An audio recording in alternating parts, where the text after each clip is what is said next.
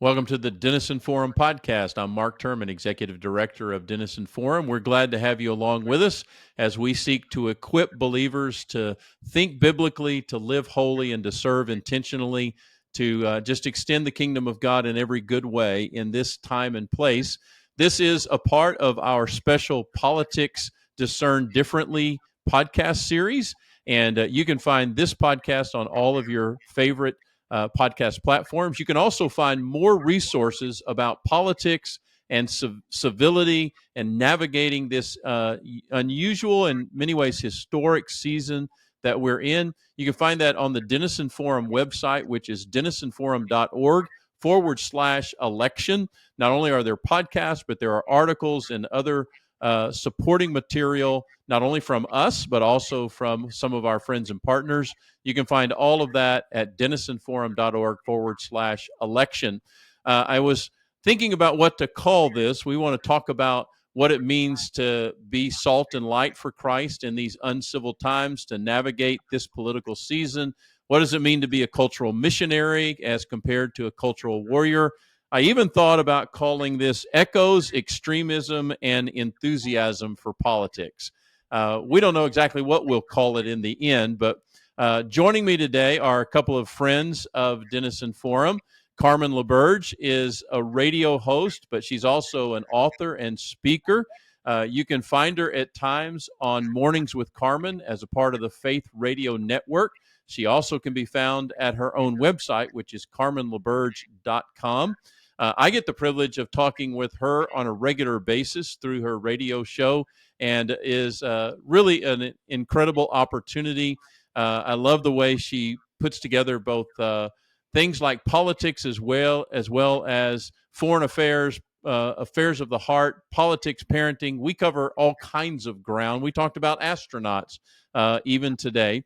But Carmen lives just outside of Nashville. She is a graduate with a business degree from the University of Florida, as well as a Master of Divinity from Princeton Theological Seminary. And I love the way her bio reads.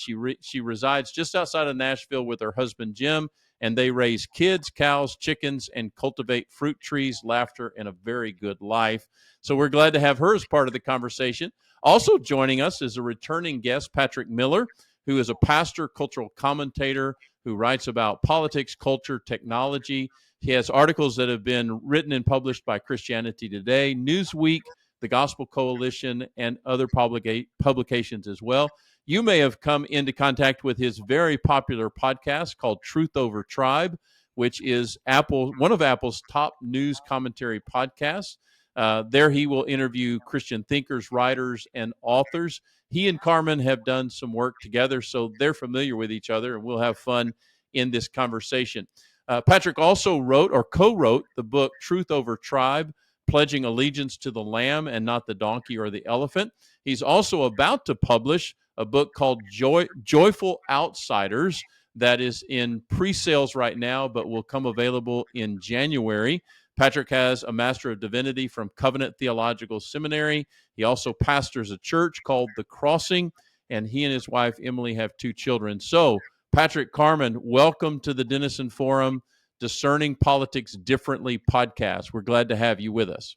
Thanks, Mark. Yeah, it's fantastic to be here. Well, we're looking forward to the conversation. And just for our listeners' benefit, we have an idea of where we're going with this conversation, but we hope that you'll have a feeling that you just bumped into us at the coffee shop and heard what we were talking about, and you want to eavesdrop in some more. And so we hope that this will encourage you, bring you clarity, and help you to be the follower of Christ and the ambassador of Christ in this season. And so we're going to cover who knows what kind of ground. But Carmen, let me just talk a little bit with you for a moment to get us started. This term echo chamber is one of those terms that have just been seemingly invented out of nowhere over the last few years. Can you kind of give me your working definition of an echo chamber and why it is important for us to try to check ourselves to see if we actually are living in one, and that it may be adversely affecting the way we see the world, and particularly the world of politics?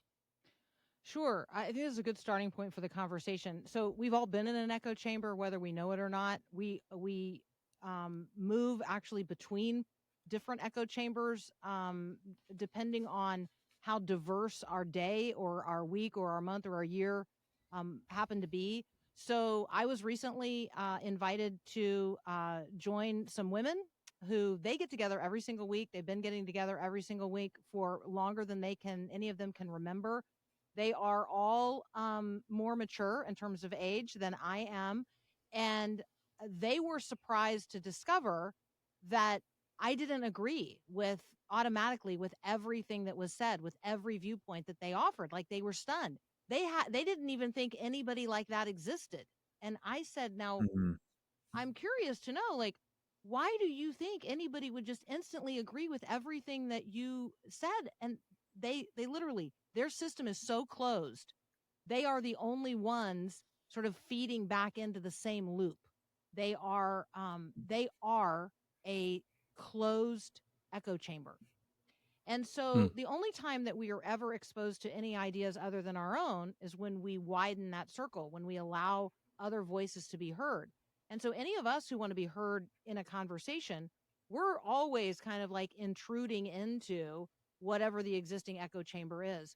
So you can get trapped in an echo chamber pretty easily if you have a very closed system of friends or a closed group of people or influences. If you only listen to one media outlet, in any way that you have closed or walled yourself off, then you have created an echo chamber of one sort or another. It's particularly dangerous when we start talking about politics, because we need to be a people who are able to talk with folks who come from a lot of different perspectives, and together we the people then can make decisions about a way forward in life. Absolutely. Yeah. Thanks for that, Carmen. Patrick, I know you've written about this in part through your book, Truth Over Tribe. Would there be some other indicators that you're living in an echo chamber? You may not even be aware of it. Yeah, first of all, I'd say we need to give ourselves some grace because this is a historically recent phenomenon and it has a lot of different causes. One is what Bill Bishop has called the big sort. And this is something that happened starting in the 2000s, where Americans began to geographically move to locations where most people shared their politics. All the way back in the 1980s, the majority of Americans did not live in what are called landslide counties. These are counties where one politician wins the election by 20% or more. So it goes in a landslide for one side. Majority of Americans didn't live there, which meant that they had cross-cutting relationships. So I couldn't talk about those evil Democrats or those evil Republicans because one of them lived next door to me, and it turns out he's not a bad guy or she's not a bad gal. And today, the majority of Americans now live in landslide counties. We have geographically sorted ourselves by our politics, which is how you end up with a group of women who maybe have not encountered someone in recent history who do not agree with them. But the other thing that's happened is our social media algorithms. They are designed to recommend to us content that we want to click, that we want to engage with. And it turns out the stuff that we most like to engage with are things that agree with us or things that offend us. And so again, we are online in a world where everybody's on our team and everybody agrees with the things that we agree with and they disagree with the things that we disagree with. We're geographically around people who agree with us. And so it's very, very challenging to develop relationships with people who don't see the world the way you do. But if you don't do that, you have almost no hope, I think, of having change in your life, of seeing people as humans. I mean, I think about this with Jesus' disciples in Luke 9. They're going through Samaria, and the Samaritans say, "Hey, Jesus, move along. We don't want you to stay here." And what do his disciples say to the Prince of Peace? Let's napalm them. Let's pray for God to send fire on them. Now, I think the reason why they said that is because they didn't know any Samaritans. But Jesus, as the Lord and King of the universe, he knew that these were people made in his image, and he rebukes them. He says, "No, this isn't how we do things in my kingdom." And I think it's a challenge because about 3-4 years later, many of those Samaritans were in churches with them.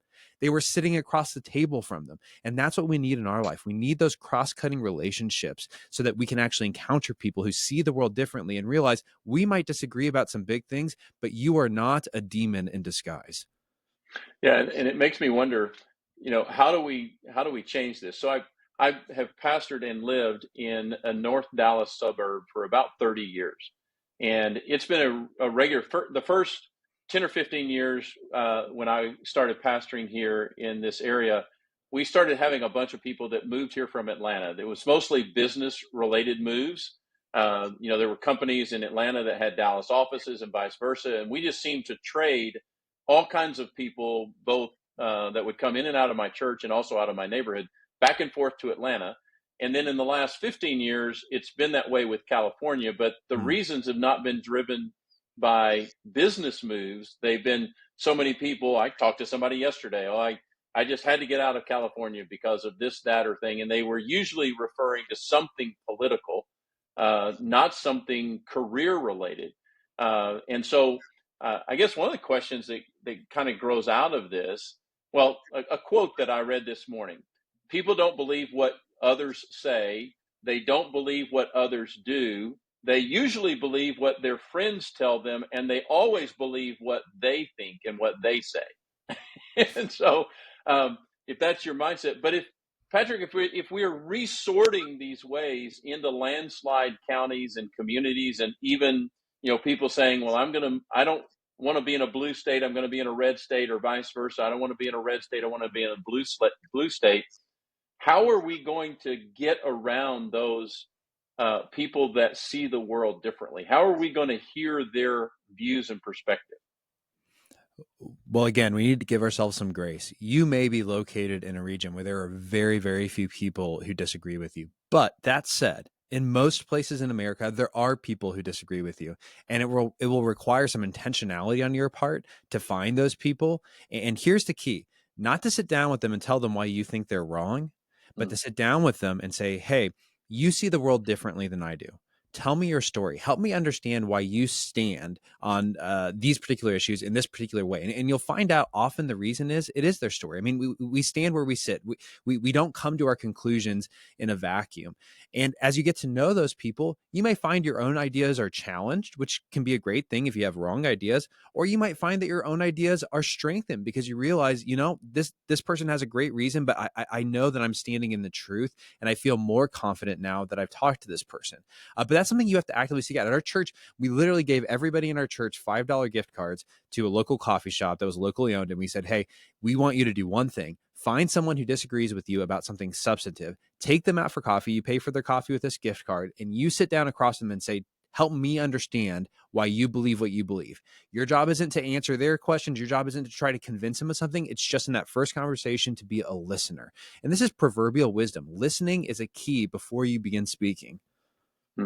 Yeah, and that's a real opportunity. It makes me remember an opportunity a couple of years ago. There was a group called StoryCorps that was trying to intentionally do this as well, which their job was to record dialogues or conversations between people, and particularly between people who had very different viewpoints. And so basically what I did is I went on their website, I described who I was and what my general perspective was on a lot of cultural topics. They matched me with a person who was different from me. They created a safe and neutral space for us to meet and for us to have just a civil conversation back and forth. And it was a wonderful experience of realizing and learning that you can listen and have a good conversation with somebody who doesn't see the world the way you do. Carmen, I wanted to come back to you because all of us, but particularly you, Carmen, live in the world of media. We live in this idea where now every media source, including us, if we're doing podcasts or radio, or every single person that is trying to communicate is seen to be a person with some kind of bias, sometimes even extreme bias. Seems like I very rarely hear the word journalist anymore, or journalism. We know that trust in media basically across the board is low. How does a Christian that cares about the kingdom of God, cares about what's going on in the culture, how can they find a way to be reasonably informed on the things that are going on that they care about? That's a really good media diet conversation. I actually get this conversation a lot. Like, who are your sources? Who do you trust? How do you know that you're telling the truth? How do you get to the real story? I would say that part of this is reading widely or listening widely, having some discernment in the midst of that, um, having trusted voices that you can turn to. I mean, the Daily Article is one of my go-to, but I have a few others as well. Like who is out there that I trust that's talking about the things that I know people are interested in. And so I think that's part of it. Like cultivate some trusted go-to sources, but then also don't be afraid to read and listen widely and have conversations with people who come from a different view on a subject or topic that you're concerned about. And then when somebody uses a term, I want to take that term and I want to discover what they mean when they use it, because not everybody means the same thing when they use a term today. And so even the term journalism is a good one. What does that mean? Is this person a journalist? What does that term even mean? What does it mean historically? What does it mean in this context? What does it mean today when everybody has an iPhone and a blog and a TikTok? And Right. so I think that some of those conversations are good for us to have. I am just not afraid to say, hey, I feel like there's a story here that we don't have all the details about. Here's what we know now. I expect us to learn more. As Christians, we are ultimately interested in the truth wherever that leads. So let's be people who are curious and inquisitive and recognize that the story is almost always unfolding.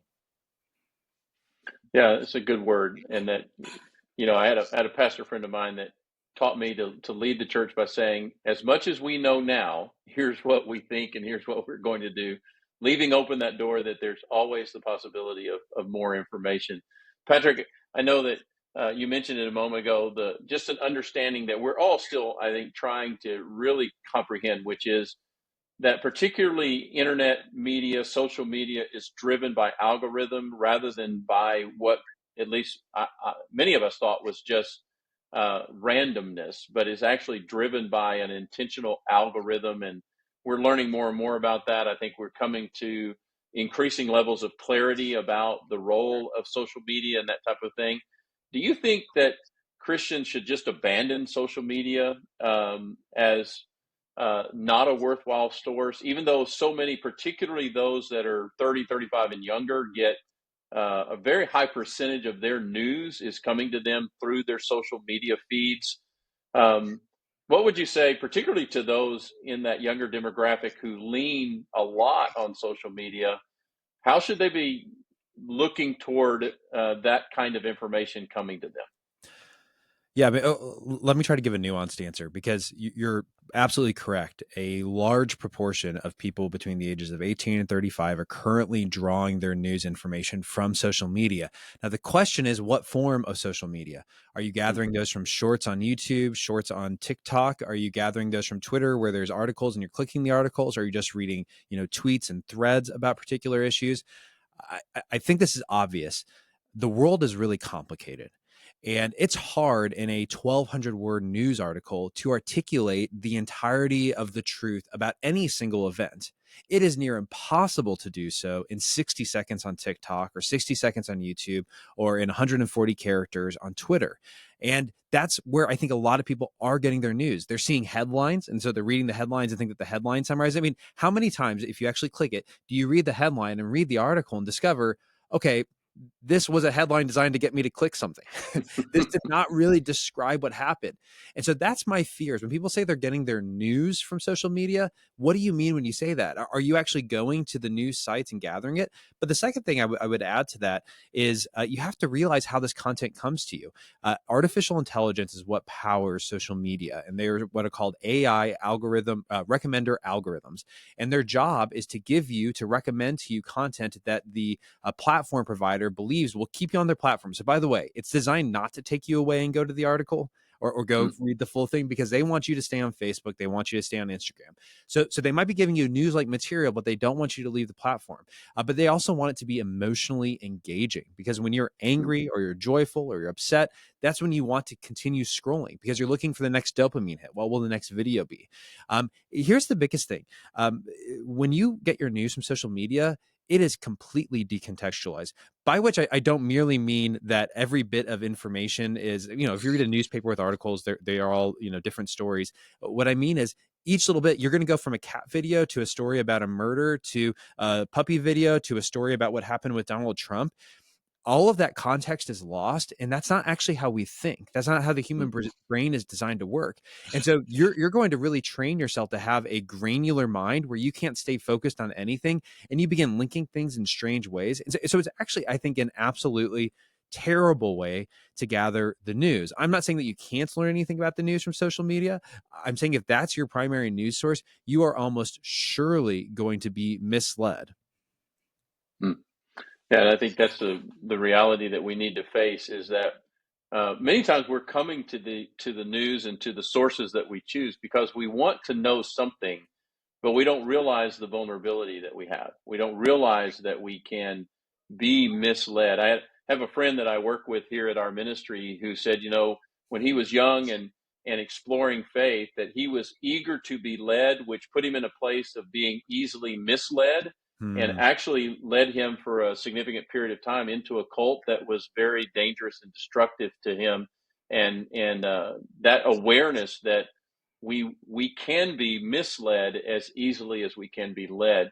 Carmen, a lot of what you describe as your ministry is that of cultural, or not cultural, but conversational apologetics. We talk around here at Denison Forum about, we want to see ourselves and help people, believers, to be cultural missionaries instead of cultural warriors. Can you kind of tease that out a little bit? What is conversational apologetics, cultural missionary type work, compared to what some Christians engage themselves in? So I think the ambassadorial language is probably common for some people to recognize that we are ambassadors of a king and a kingdom. And if I see myself as an ambassador, that's less of a warrior image, right? I mean, it's a diplomatic mission. It recognizes that it's on foreign territory. So it embraces the missionary spirit that you're talking about. But as an ambassador, I am there to represent a king and a kingdom. And so if we can help people understand that in every conversation today, they are representing Christ. They are a representative of the king and the kingdom. Big K king, big K kingdom. And so in the midst of whatever the contemporary conversation is, I am a conversational apologist. I am the person there to represent Jesus, to represent the gospel in that moment, in that context, in that conversation. And so I want to have cultivated the mind of Christ on what's happening in the world. In order to do that, I need to be immersed in the scriptures. I need to be in accountable relationships with other Christians, hopefully some that are more mature than I am. And so when I'm entering into whatever that conversation is out there in the real world, I'm doing so not on my own behalf, not on behalf of any particular kingdom of this world, but literally on behalf of Christ. And so I'm not there to be defensive, but I am prepared in every moment to bring forward the gospel witness, to make the character and the ways of Jesus relevant and pressing in upon the conversation. And when people say, nobody out there is bringing God into the conversation, like, the view of the church is never brought forward, I'm thinking, well, you're the person standing there. Like, you are literally the mouthpiece that God gave that divine opportunity to. He's the one that set that appointment, and you might have missed it. But God had an agent of grace right there, a minister of reconciliation present. And so part of it is helping people see themselves, helping Christians see ourselves for what we really are, and then equipping people to genuinely do that. Yeah, and I think, Patrick, would love to get your thoughts on this as well. Just, some of us, at least one of us, is old enough to remember when we would sing the hymn "Onward, Christian Soldiers," but it feels like in some ways in the church that we've overplayed our militaristic metaphors, and it's become a lesson that our words matter. I remember when I was in seminary that, I had a professor that said, "You guys down in the preaching department are just word merchants. You're trying to find the right word to create some kind of an emotional response, a zinger, if you will. Patrick, do you feel like we're overplaying one metaphor, and that, as one person said, we're kind of bored with the cross, and we're kind of bored with the idea of being missionaries, as Carmen just described it? Is it part of the fact that in the church, we're just not using a full picture of what God's called us to be in the culture? Yeah, I think what Carmen articulated is spot on, and it's a lovely way of saying it. When we think about being a culture warrior, again, part of me wants to say, let's name the fact no one wants to be called a culture warrior, but everybody is on some level a culture warrior. And here's what I mean when I say that. Culture is a shared space. When my daughter walks into my office and she sees this swiveling device with wheels on the bottom of it, and there's like a mesh back and a plush seat, what she sees is a carnival ride. And as much as I try to convince her that that's actually a chair, to her, it's something to sit on and spin around and have a blast in. Now, culture is a shared space. So most adults would walk in and we would say that's a chair. We get into culture wars when we look at the same thing and we don't see them the same way. When I walk into a library and I see a drag queen leading a discussion amongst elementary school students, what do I see? Do I see someone who's grooming children, or do I see a wonderful expression of human autonomy and sexuality? That's a culture war. That's where these items happen. And I think what you're hitting on is how do we enter into those moments? Do we enter into the war as warriors, or do we enter into the war as missionaries, or, as you said, re-representers of Jesus? Because what did Jesus do? Did he take the sword, or did he take the sword into himself?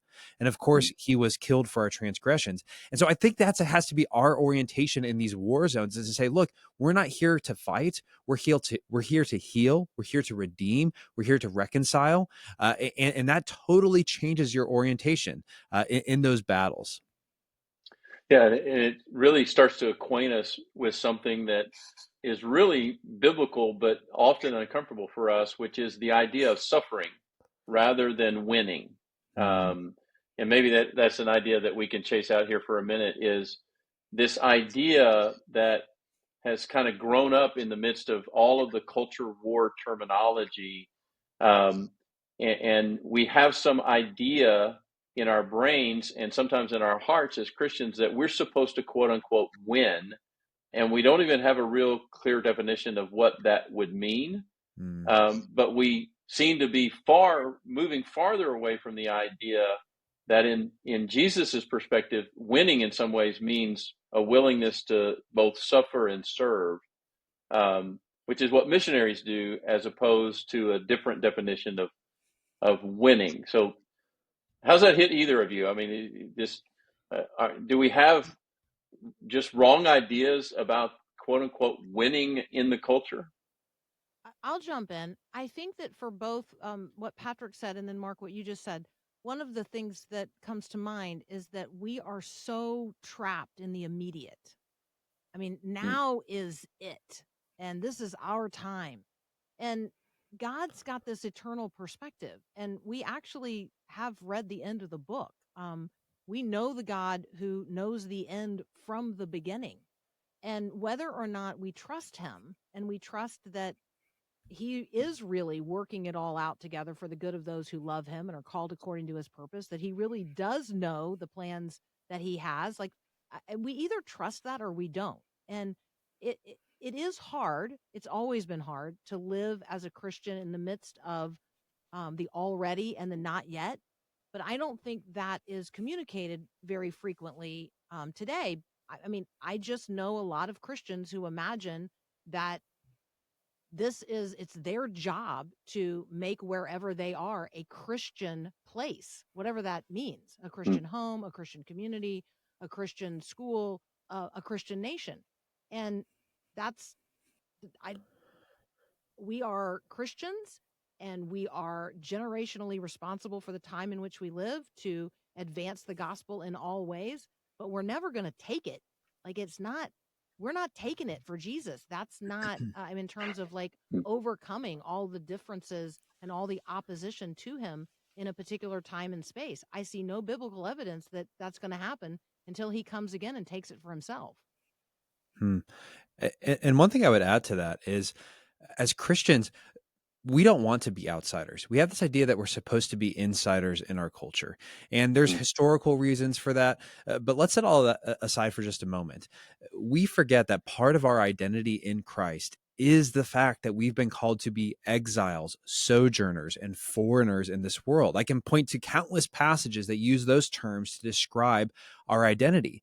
And when you're an outsider, that is a form of suffering. There's nothing more fearful to the human brain than being outside the tribe, than being the one who doesn't know, will the tribe share their resources with me, their food with me, their knowledge, their expertise? Will they keep me safe? We are literally designed to not be outsiders. And yet God in this broken world and his providence has realized that part of how we can redeem the world in which we live is by being outsiders, people who are outside the gate. And that is a form of suffering. In fact, I want to read this passage from Hebrews 13 because I think it explains why we need to be outsiders.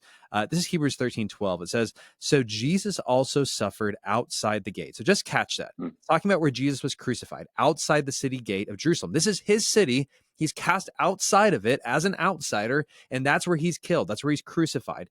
So he says he suffered outside the gate in order to sanctify or set apart the people through his own blood. Now catch this command that comes afterwards. Therefore, let us go to him outside the camp and bear the reproach he endured.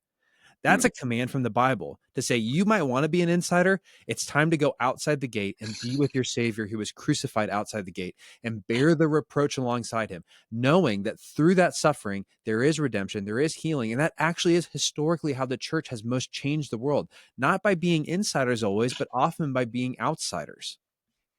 Patrick, is that exactly? I love that passage, and thanks for reading that. But is that really where a lot of Christians in America are getting frustrated because they're like, no, wait, this place called America was created so that we would be insiders, and we wouldn't have to have this life and this ministry and this journey of being people experiencing exile. That no, wait, that's we came here, our forefathers came here so that we could have our own quote unquote home as Christians, and we wouldn't have to live that life of exile. Is Yeah. that where is that where some of this tension and animosity and frustration is coming from? There is no doubt that in the history of America, going all the way back to the Puritans, and I'm a Presbyterian, I love the Puritans, they're part of my tradition. There's no doubt that there was this sense in which going to the new world would be a new Jerusalem, where God would set up his post-millennial reign and begin to transform the world through these people, these kind of idealistic visions of a perfect world. And that's not the way things panned out. And I also want to say this, we need to tell a complex history. You don't have America without Christianity. This is a nation that has built into its constitution many ideas rooted inside of the Bible.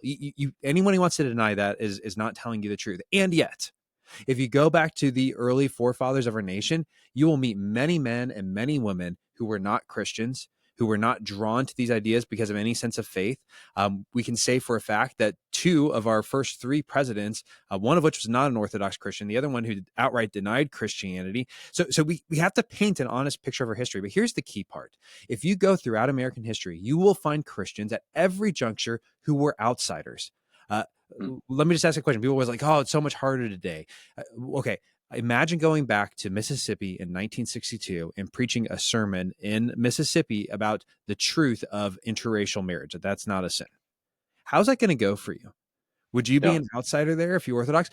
I can do that from every possible generation. We are outsiders in this world because God has not yet redeemed it. So exactly what Carmen said a moment ago. Until he returns, we may have some power. We may sit in an office as a senator or a representative or even as a president, right? It's not as though God can't use us where we're at. But at the end of the day, this world as it stands with sin is not our ultimate home. Our ultimate home is in the resurrection, in a renewed creation.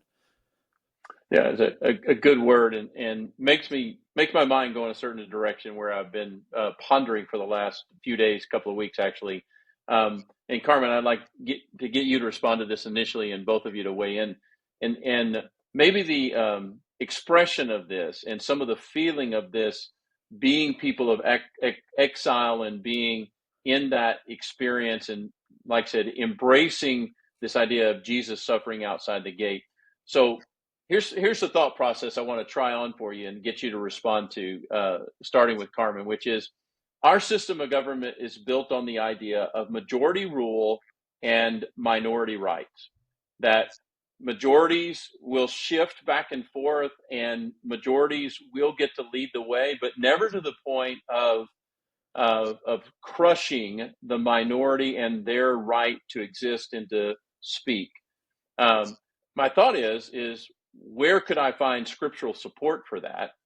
And then secondly, what are we to do, and how do we think that at any given season in American political life as a Christian, I'm going to have times in my life probably where I get to be on the majority rule side, and the people I wanted got elected, the party that I most agree with is in power.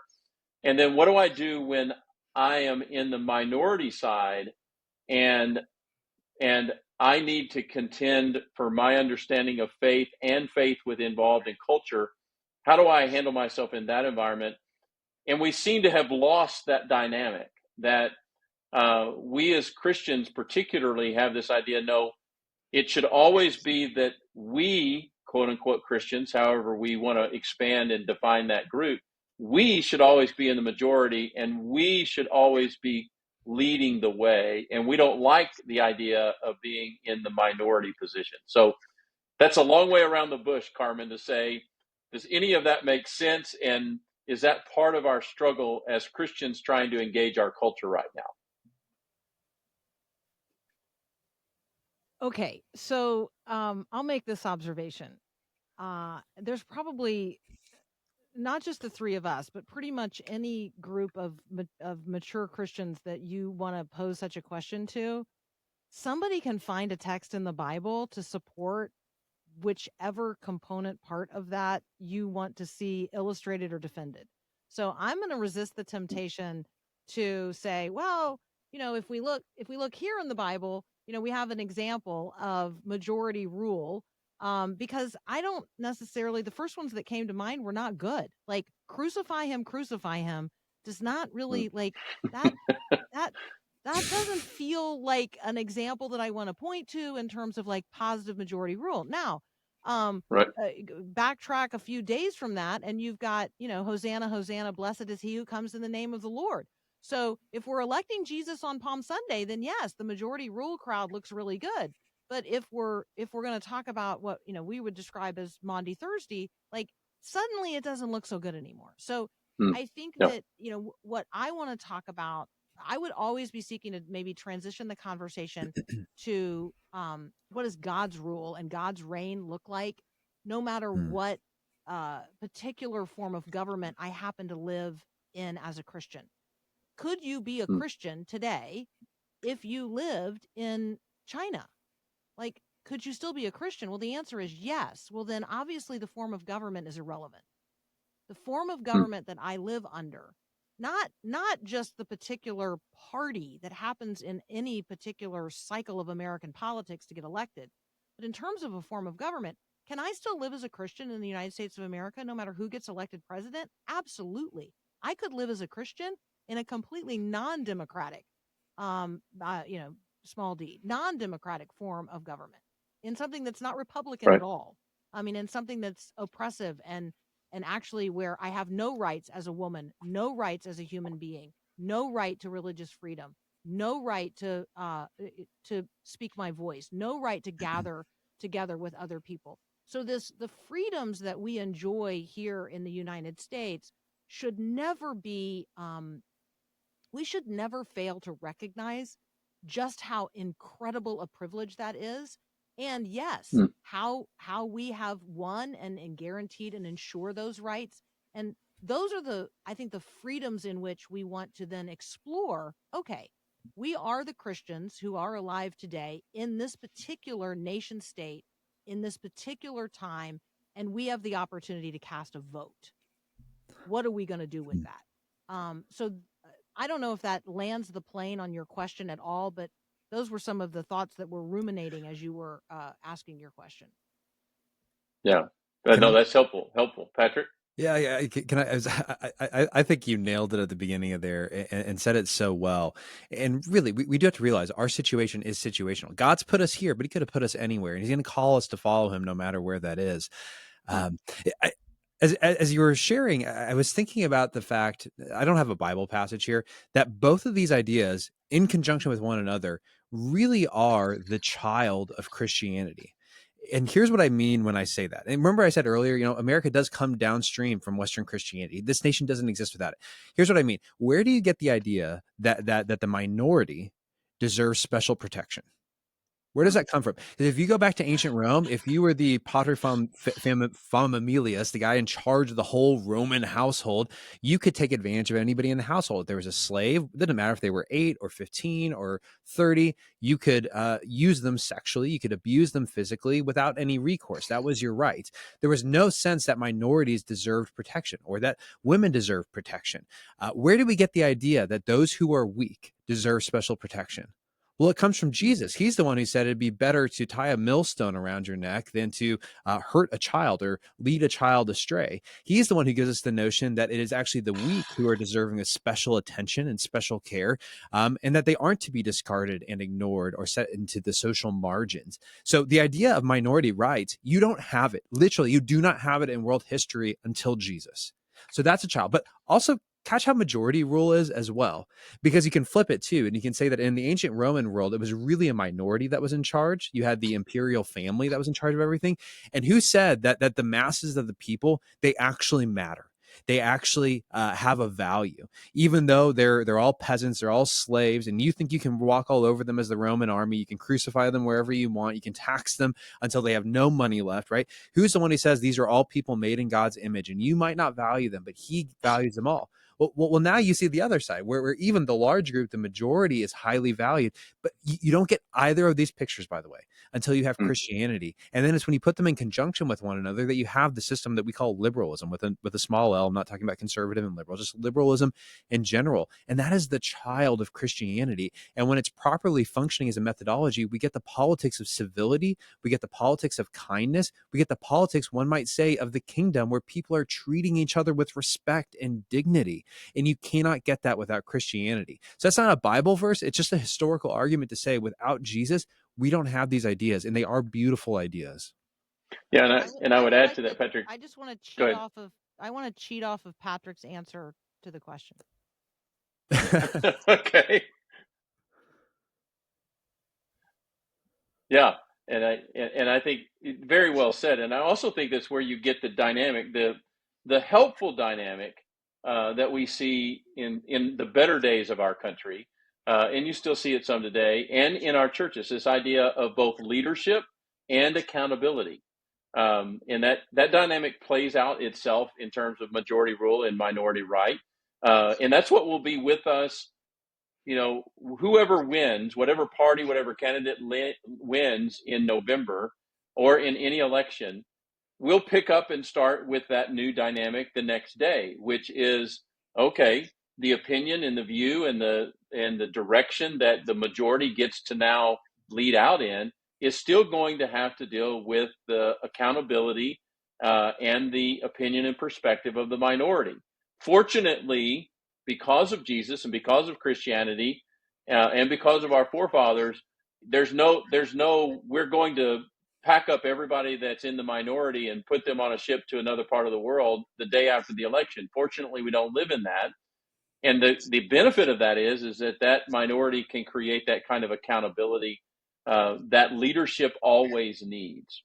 But this also, Carmen, your comment about immediacy and urgency also led me down this other idea. I know we're probably all aware of Elizabeth Newman's book about extremism and how people get radicalized, even as we see people today in our political life on the right and on the left, far right, far left, however you want to talk about that, people getting radicalized, even Christians becoming in many ways radicalized at some point. Let's talk about a moment for this problem of extremism and how we as Christians need to be aware of our vulnerability toward extremism. We would all probably sit here and go, oh, well, I can't imagine any person that calls himself a Christian becoming radicalized along a political ideology, but in fact, it's already happening. Where do the two of you think that we have vulnerability there? What do Christians need to understand about how extremism can work in our current dynamic? Who wants to go first? I'm going to let Patrick go first. Yeah, I think extremism. I will say, if you asked me 3 years ago, I would have said, "Oh, there's no way that extremism is really a threat in the church." And then January 6th happened, and I thought, okay, maybe there's some things going on there, but I still wasn't totally convinced. It wasn't really until reading Elizabeth Newman's book "Kingdom of Rage" that I became very aware of the fact that this is a problem in the church. And I know part of what Elizabeth would say is that you're at risk for radicalization when you begin to see the outgroup, whatever group is not you, as an enemy who wants to harm you. It's the minute you start saying, so it's not just, hey, I'm a Republican and I don't like the Democrats. It's now I'm a Republican and the Democrats are out there trying to destroy my life. They want my family to fail. They want my marriage to fail. They want to liquidate my bank account. They are coming for me. That's the point at which we start becoming radicalized. Now, where I think this links into our faith is twofold. One is to say, look, God tells us, do not be afraid. And when we're living in fear of the other, as though they have the power to destroy us, to take away from us what's most important, we aren't living out the truth of the gospel. The truth of the gospel is that the most important thing in my life cannot be taken away from me. No one can steal Jesus from me. No one can steal eternity from me. But the second thing I would just say is this, is that it's truth. We as Christians are supposed to be people of the truth. And so it is a long stretch from I don't like the policies of the Republicans to saying, oh, now actually I think these Republicans are coming after me and they want to destroy me. Now you can find misinformation and Twitter threads and Instagram posts and all sorts of things out there that we talked about earlier that are going to tell you that those people are coming after you, but you have to really evaluate. Have I truly met someone on the other side of the political party who wants to destroy me? And if the answer to that question is no, am I living in reality if I begin to believe that? If you can fight that temptation towards radicalization with those two elements of both truth and I will not fear, I think that's how pastors and Christians have to disciple themselves through the temptation to become radicalized. Carmen, you want to build on that?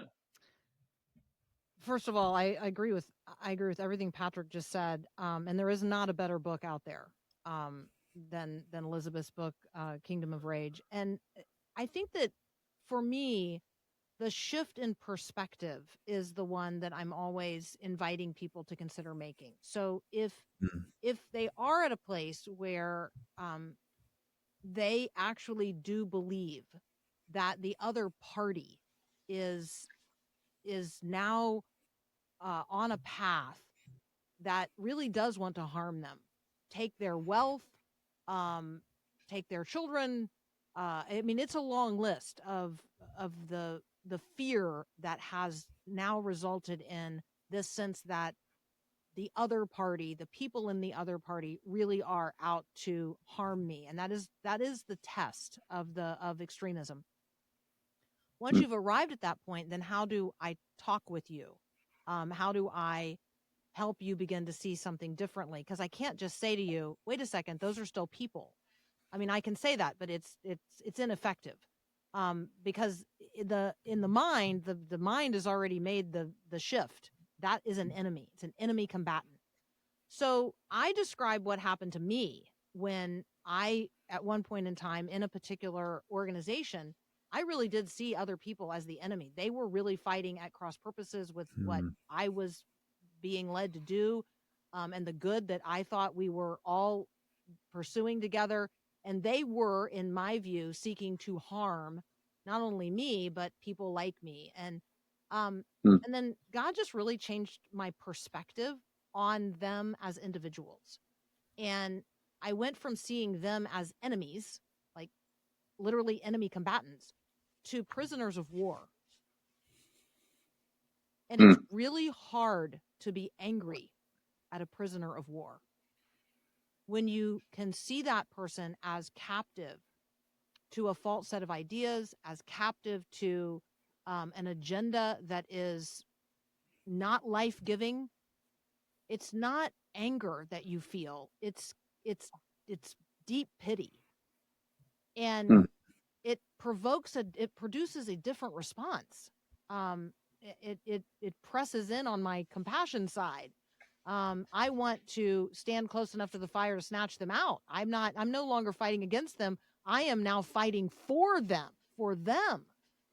And so it inspires that missionary spirit, and it keeps me mindful that there's a spiritual battle going on a level and in a way that I'm not privy to, but I see glimpses of. I can smell it from time to time. I certainly know when the spirit within me is in direct conflict with the spirit in another person.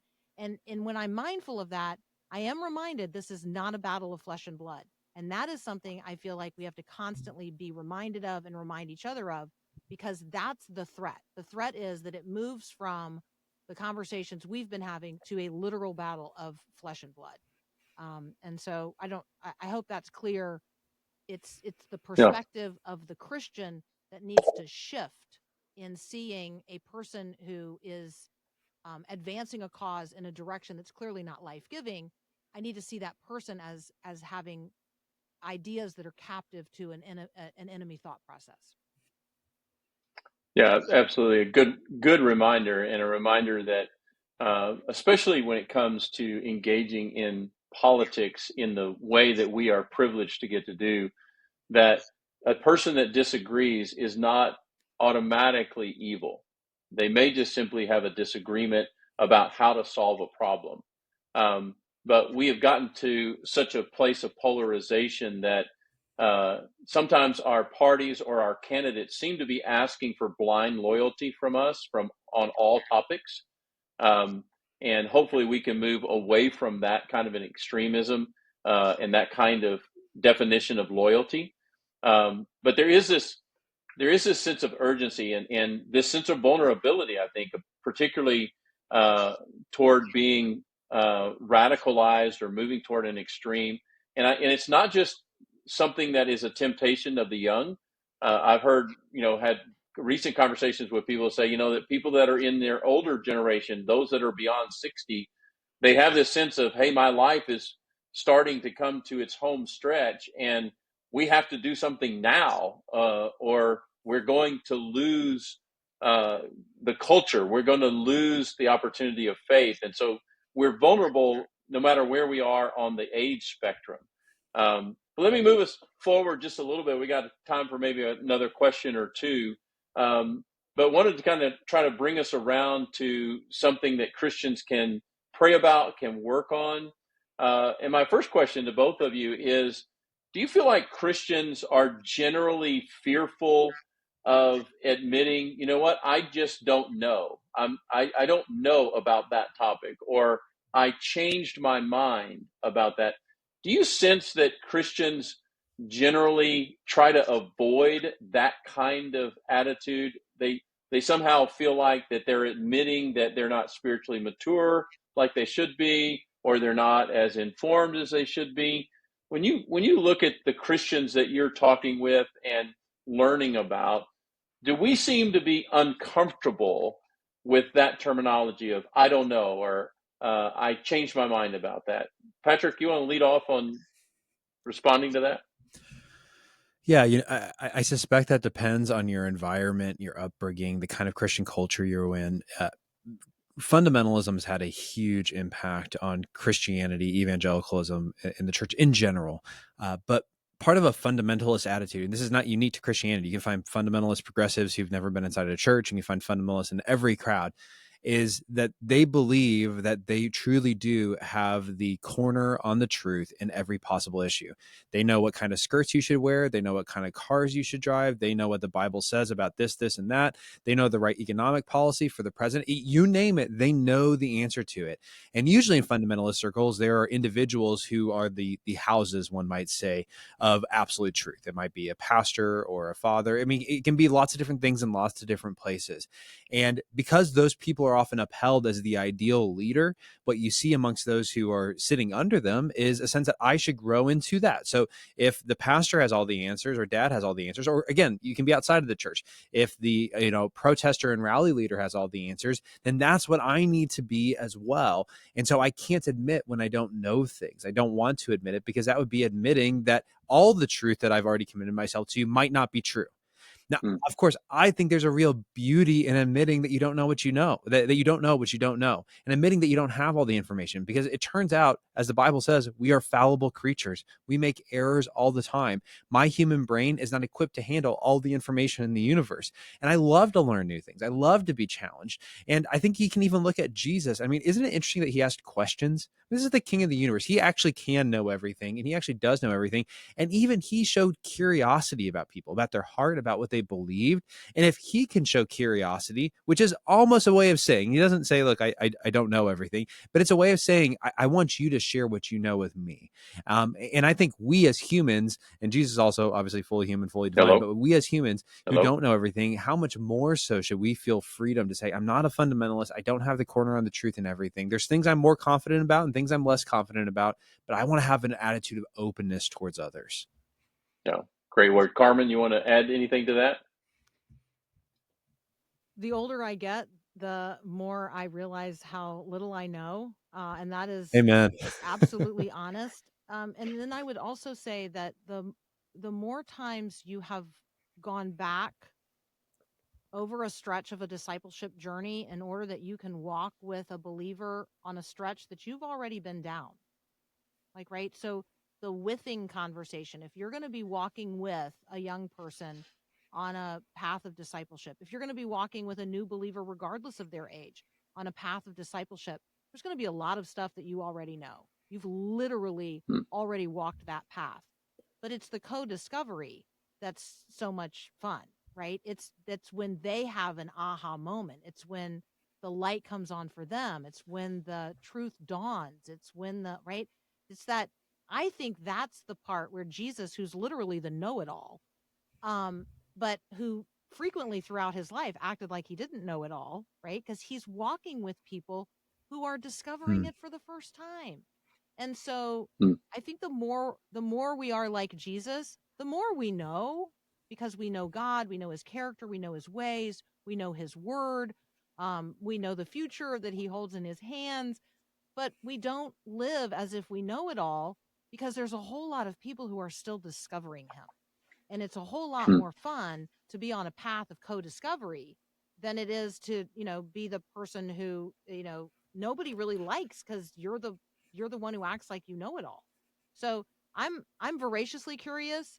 I know so little about what other people know so much about that I find it really fun to co-discover, but not everybody embraces that the same way. So that would be my invitation to everybody listening. Like, become a person who's just excited about the fact that other people are discovering what you already know to be true. Yeah, and if we could just all get to a place where we were curious first of all about knowing God better and knowing each other better, and we could ask good questions in a loving, kind, and civil way, we would all do a lot better. As we get ready to close out here, I got one last, just would like each of you to kind of give one final word. And Carmen, I'll start with you. Maybe just frame it this way, which is, there seems to be, in the circles that I run in, just a growing sense of people being, getting to a place of being exhausted and possibly even cynical when it comes to where our political conversations are right now, and where we're going to be going for the next number of weeks and months, and what comes after that toward Inauguration Day, all of that. What is it that you would say to people? How would you advise them to be enthusiastic and hopeful? What opportunities might be in front of us that we need to realize and that we should see as an opportunity for the kingdom of God? Carmen, what would you advise? I think my first encouragement is just to remember that no form of government is God. And And so my encouragement is, if you become weary of the conversations that are taking place in the world and you become weary of the politics of the day, go spend some time with God. Focus on the kingdom. Read the passages where Jesus talks about the kingdom of God is like. Get to know the king. And because whatever happens in this election cycle, whatever happens going forward, in the particular country that you live in, God remains God. Jesus is on the throne, and we know who we are in relationship to him. And that is the good news of the gospel, that we are really on the earth today to share with other people. So maybe get a sense of our own restore a sense of our own calling as gospel people, and the gospel opportunity that exists to advance the kingdom, the big K kingdom, no matter what kingdom of this world, happens to be up to today. It's a good word. All right, Patrick, we'll give you the last word. That was a good word. I read that passage earlier from Hebrews 13 about Jesus suffering outside the gate, and then the call for us to join him outside the gate and bear the reproach that he bore. I didn't finish the passage, though, and it goes exactly to what Carmen was saying. This is verse 14. For here, and I'll just add, in America, we have no lasting city, but we seek the city that is to come. And I think that hammers home exactly what you were saying, which is this nation matters to God. And there will be the beauties and the glories of America in the new creation, as there will be for all nations. However, it is not eternal in the sense that it has a start date, and there'll be a day where there will be no democracy. There will only be one king on the throne. So there is an end date to this form of government. There's one thing that's eternal, and that's what we've been called to build, because this is not an enduring city.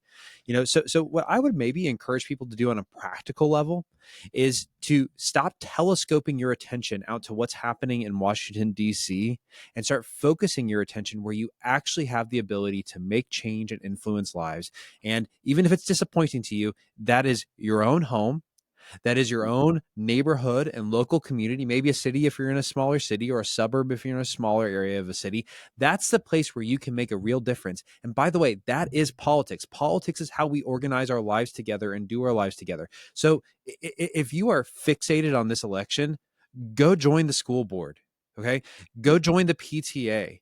Go get involved with, big brothers, big sisters. Get on the board of a charity. Go serve in a charity. Find a way to do the political thing that actually makes a change. Because I will tell you what, spending all your time reading articles about Donald Trump or, Vice President Harris or whatever else you're reading, and all the attention and energy you give to it, it's going to feel wasted once November comes around and one person ends up winning the election. You know what won't be wasted is all the work you do between now and then and after then for the sake of the kingdom and your community, giving people an appetizer of what's to come in God's kingdom. Yeah, good word. And reclaiming the opportunity of hospitality that Christianity is lost in many ways, and that hospitable spirit.